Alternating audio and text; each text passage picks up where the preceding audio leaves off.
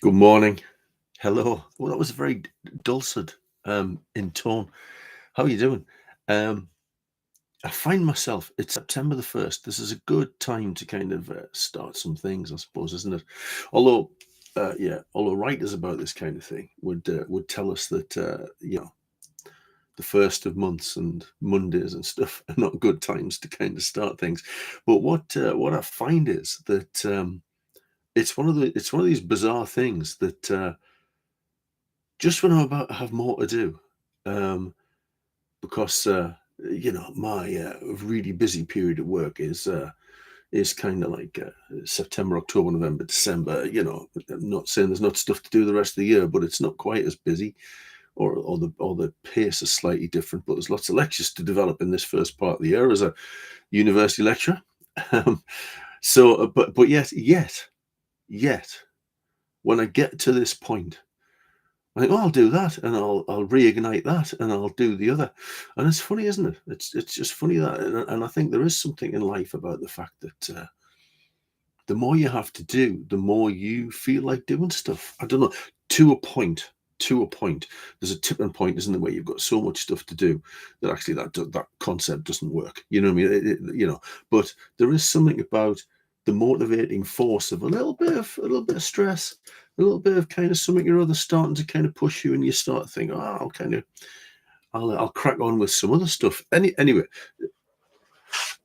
there's been summer reading, as you'd imagine. Anyway, I was reading this morning, and this kind of motivated me. Go, yeah, do that thing. You were going to start Monday, Mordew. You were going to start, so do it. Get on with it, and tell the good people out there what you've been reading for their delight.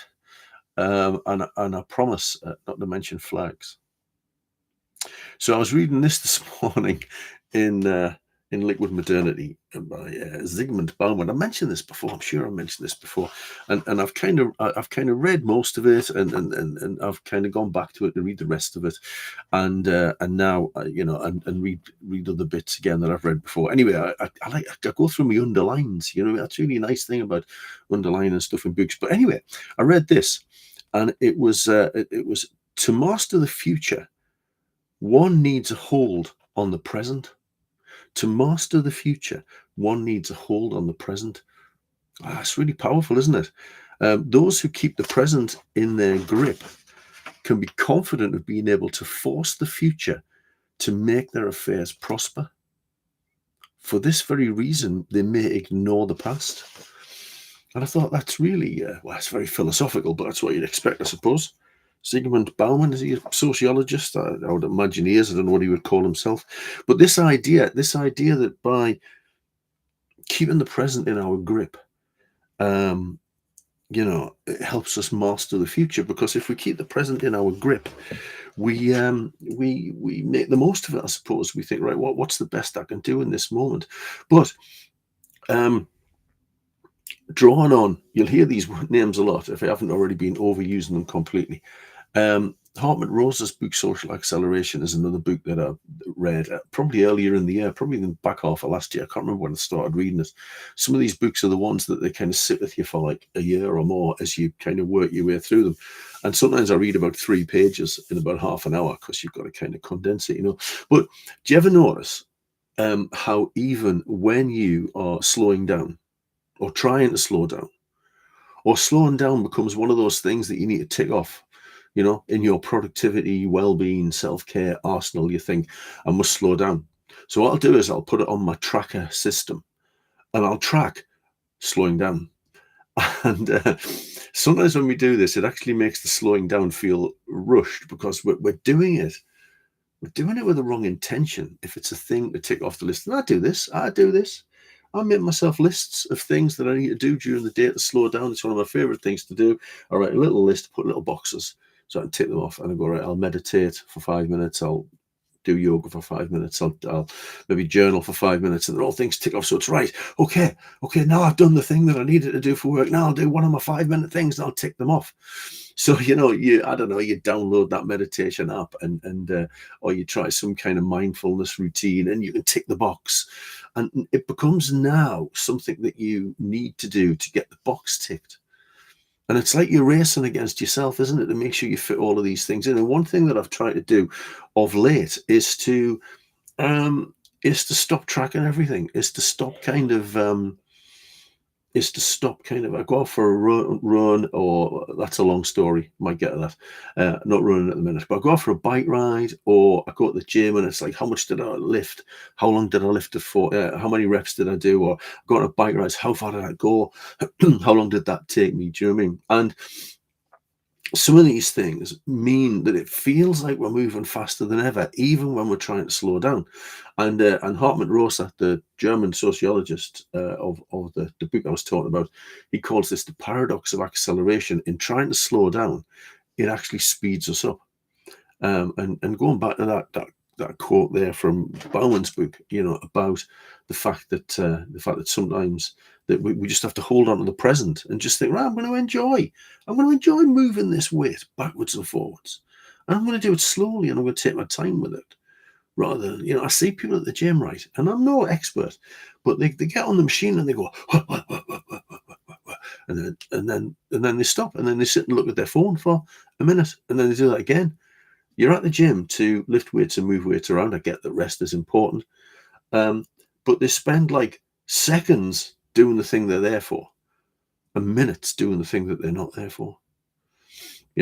So Rosa's idea of social acceleration is that the world is, sometimes even when we try and slow the world down, because the world is speeding up, isn't it?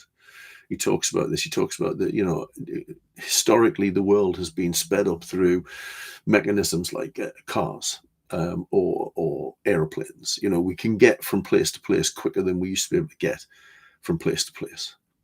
We can do things faster because we can email somebody quickly and ask them a question, rather than sit down and write them a letter or a postcard and send it to them and wait for a reply a week or so later. We can do it immediately. I can, if something pops into my head that I want to tell one of my friends, just WhatsApp them. Years ago, I'd write a letter. So there are many things that are speeding us up, and these things that are speeding us up are meant to be freeing us up. To be better people, more individual, to have richer lives. And they're having exactly the opposite effect, aren't they? Really? So we're running, in Rosa's words, we're running faster and faster, but not to reach a goal, only to stay in the same place. We're running faster and faster, not to reach a goal, but just to stay in the same place. And Rosa talks about resonance. And resonance is about how you are, I suppose, how you're touched by the world, but how you also touch the world. So this is where the kind of true ideas of self-care come into it, because true self-care, this idea of not hedonistic self-care, which is instant and in the moment and fades kind of as soon as you finish doing it, but this eudaimonic self-care that's about depth and connection. This is where they go. How does the world resonate? And how do you resonate with the world as a consequence of what you're doing? Are you being touched by the world in a way that resonates with you?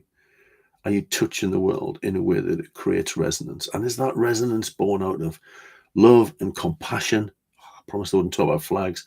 Out of love and compassion and desire for everybody to be able to be the best that they can be? Or are you putting up barriers? So, there's this problem with self-care, that sometimes we think of doing our self-care as something that has to be efficient. And I use that word a lot. I use that word a lot around productivity. I don't like talking about being productive in a fast way, but in an efficient way. So that word has its uses in places. But if you're going to the gym or going for a walk or spending time with family for a meal or whatever, if those things, we feel as though they have to be efficient, and I think we do live like that. We want to get things done to get to the next thing a lot of the time. Well, if we need to just, wellness comes from dwelling in the moment. That's where that resonance comes from, I think. And what I want to kind of invite you to do is just try between now and the next time I talk to you, or between now and next week, whatever's your bag, just try and find a moment that resonated with you, where you settled into it and you thought, this has done something for me in a positive light. Um, and I suppose be careful. What comes to mind there is be careful what you're chasing. Um, be careful what you're trying out, and is what you're trying out, is what you're chasing, kind of actually yours. And this makes me think about something that me and my friend Jamie have talked about. Jamie has methods that he loves and employs to maintain his physical health, and I have ways and methods that I want to employ to maintain my physical health. And sometimes we try and kind of suggest those things to each other.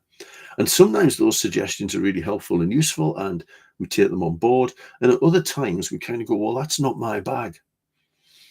So just be careful that you're not, taking on board things that other people that work for other people. Find the things that kind of work for you, and then pay attention to those things. Don't necessarily do them efficiently, Um, go to the gym and don't worry about doing kind of, all the things you want to do. Just go and pay attention to how your body feels, and what have you. Because self-care is not about kind of hacking time.